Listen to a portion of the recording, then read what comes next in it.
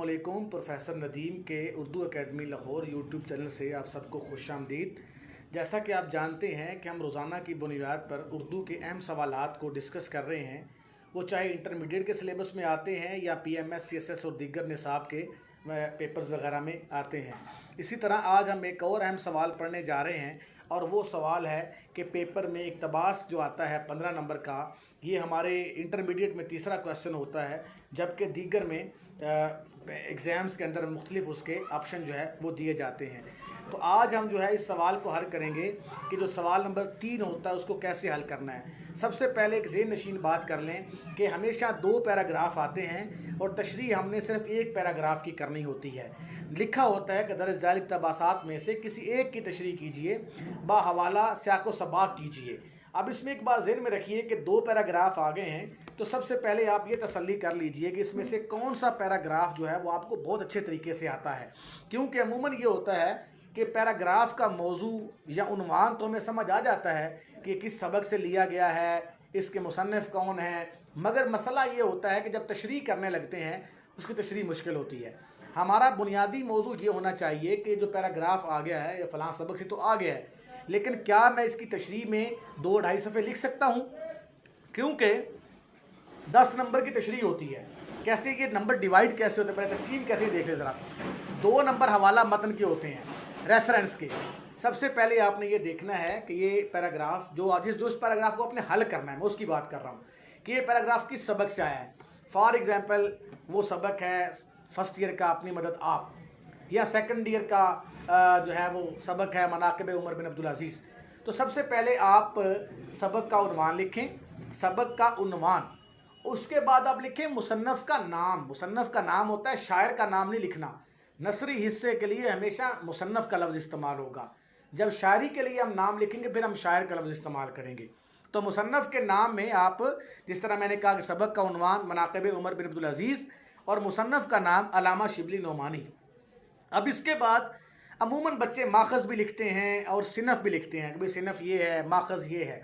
ये दोनों चीज़ें एक्स्ट्रा हैं, इसके बोर्ड में नंबर नहीं है। टीचर्स अपने तौर पर बच्चों को ये लिखा देते हैं कि भाई आप ये बता दें कि सबक को, इस सबक का माखज़ जो है वो कौन क्या है, या इस सबक की सिनफ़ कौन सी है, लेकिन बोर्ड में इसके अलग से नंबर नहीं होते। लिहाजा आप कोशिश करें कि आप 2 चीज़ों पर इक्तफ़ा करें, सबक का उन्वान और मुसन्नफ़ का नाम। ये 2 नंबर का पैराग्राफ पोर्शन होता है। बाकी टोटल ये सवाल 15 नंबर का है, बाकी 13 नंबर बच गए। 13 में से 3 नंबर सियाक़ो सबाक़ के होते हैं। सियाक़ो सबाक़ लिखते वक्त हमेशा एक बात आपने ज़हन नशीन करनी है, जो शुरू में आपने लिखना है।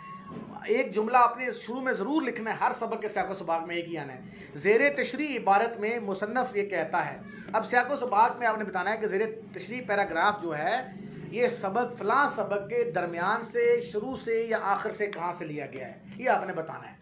ज़ाहिर है जब आपको पता चल जाएगा कि फ़लाँ पैराग्राफ फ़लाँ सबक से ये पैराग्राफ आया है, तो फिर आपको ये भी आइडिया हो जाएगा कि ये पैराग्राफ जो है ये किस जगह से लिया गया है। तो आपने उसके बाद जो है उस पैराग्राफ को बताना है कहाँ से लिया गया है, और 2.5 से 3 या 5 लाइनों में आपने उसको एक मरकज़ी ख्याल टाइप जो है वो आप सियाक़ो सबाक़ में शामिल कर देंगे। अब इस झंझट में ना पढ़ें कि जी अजमाली क्या है और फ़लाँ क्या है, उस चीज़ों में पढ़ेंगे तो आपसे पेपर हल नहीं हो सकेगा। आपने इंतहाई मुख्तसर अंदाज में, आप कह लें सबक का मरकज़ी ख्याल टाइप उस पैराग्राफ का या उस पैराग्राफ के अलावा दीगर पैराग्राफ में जो बात हुई है आपने उसको वहाँ दोहरा देना है। उसके बाद ये 3 नंबर का पोर्शन है। अगला पोर्शन है तशरीह का। तशरीह में आपने थोड़ा सा 1-1.5 लाइन में मुसन्नफ़ का तारुफ़ करवाना है कि उर्दू अदब की दुनिया में मुमताज़ नसर निगार की हैसियत रखते हैं, यानी शिबली नोमानी। और उसके अलावा आपने कुछ ज़रूरी हिदायत आप सुन लें। पहली बात तो ये है कि सियाक़ो सबाक़ कम अज़ कम 5 और ज़्यादा से ज़्यादा 12 सत्रों पर मुश्तमिल होना चाहिए। मैं 12 भी नहीं कहता, मैं कहता हूँ 5, 7 या 10 लाइनों पर आपका सियाक़ो सबाक़ होना चाहिए। उसके बाद इबारत की तशरीह कम अज़ कम 1.5 सफ़ा और ज़्यादा से ज़्यादा 2 सफ़े की होनी चाहिए, क्योंकि ये तशरीह 10 नंबर का पोर्शन है, 3 नंबर सियाक़ो सबाक़ के हैं। तो 10 नंबर के लिए आपको 2 सफ़े तो लाज़मन पेपर में लिखने पड़ेंगे। हवाला मतन, सियाक़ो सबाक़ और तशरीह, ये सारा सारी चीज़ें जो है ये 3-3.5 सफ़े की होनी चाहिए आपकी। यानी 2 लाइनों का तो वो हो गया आपका हवाला मतन, 5-7 लाइनों के सियाक़ो सबाक़ और आगे 2 सफ़े तशरीह के कर लें, तो 3 सवा 3 सफ़े तक आपने इसको हल करना है। پیراگراف کی تشریح کرتے وقت اس میں کوئی حدیث، آیت، شعر، قول وغیرہ ضرور شامل کریں. وہ چاہے مارکر سے کر لیں چاہے پینسل سے کر لیں، وہ آپ کی مرضی ہے. وہ میں ضروری اس لیے نہیں کہتا کہ وقت آپ بچائیں اپنا، کوشش کریں خوش خط لکھیں. وہ بے شک آپ پینسل سے بھی شامل کر لیں گے تو وہ اس کے نمبر آپ کو مل جائیں گے. اس کے علاوہ تشریح کرتے وقت 6 سے 7 لائنیں لکھنے کے بعد پیراگراف ختم کریں. یعنی تشریح کو پیراگراف وائز آپ نے حل کرنا ہے. اس کو ایسے مگروں نہیں ڈال دینا کہ بس ٹھیک جائیں ایک صفحہ شروع کیا اور اینڈ تک ایک ہی پیراگراف میں لکھتا گیا، یہ کام نہیں کرنا. تشریح کرتے وقت کچھ آپ نے اس کے پیراگراف بھی ڈیزائن کرنے ہیں. 5-7 لائنوں کے بعد پھر نیا پیراگراف اس طرح بنا لیں. عبارت کی تشریح کرتے وقت اس میں موجود تواریخ کا مشہور اہم شخصیات کو ضرور کوٹ کریں، اور اگر ہو سکے آپ کے پاس وقت ہو تو مارکر استعمال کریں، ادروائز اس کے لیے الگ سے پین یا مارکر استعمال کرنا ضروری نہیں ہے. تشریح کرنے کے بعد سوال نمبر 3 مکمل کرنے کے بعد اس سے نیچے مارکر سے لائن لگائیں. اب یہ ایک مختصر سا پورشن تھا، یعنی اس میں آپ 3 نمبر آپ کے حوالہ متن کے ہو گئے، 2 نمبر آپ کے سیاق و سباق کے ہو گئے، اور 10 نمبر آپ کی تشریح کے ہو گئے. تو یہ سوال چونکہ ہمارے فرسٹ ایئر میں سب سے اہم سوال اس لیے میں کہتا ہوں اس کو کہ کافی لینتھی بھی ہوتا ہے، ذرا مشکل بھی ہوتا ہے. عموماً بچے جو ہیں اس سوال پہ ڈگمگا جاتے ہیں، ان سے تشریح والا پورشن عموماً نہیں ہوتا، اس میں وہ ریفرنس شامل نہیں کرتے، اور اس طرح کر کے وہ مطلب ہے کہ جو چیزیں ڈسکس کرتے ہیں وہ پوری ہو نہیں پاتی. تو یہ وجہ ہے کہ عموماً طالب علم جو ہے اس سوال کو ادھورا یا تشنگی چھوڑ کر آ جاتے ہیں.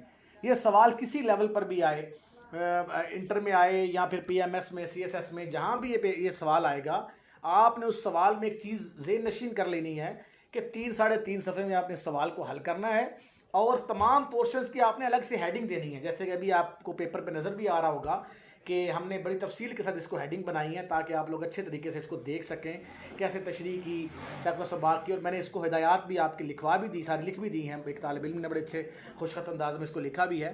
تو یہ چیزیں اس طرح آپ نے اس کو حل کرنا ہے. یہ آپ کا سب سے اہم کویشچن تھا. ہمارے ساتھ جڑے رہیے، کوئی بھی سوال ہو آپ میں میسج کیجئے، انشاءاللہ ہم آپ کی متعلقہ چیزوں کے حوالے سے تمام ویڈیوز بنائیں گے.